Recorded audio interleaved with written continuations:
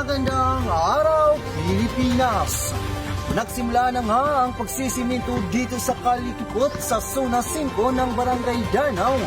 Matapos nga ito maaprubahan ng ahensya ng probinsya ng Leyte.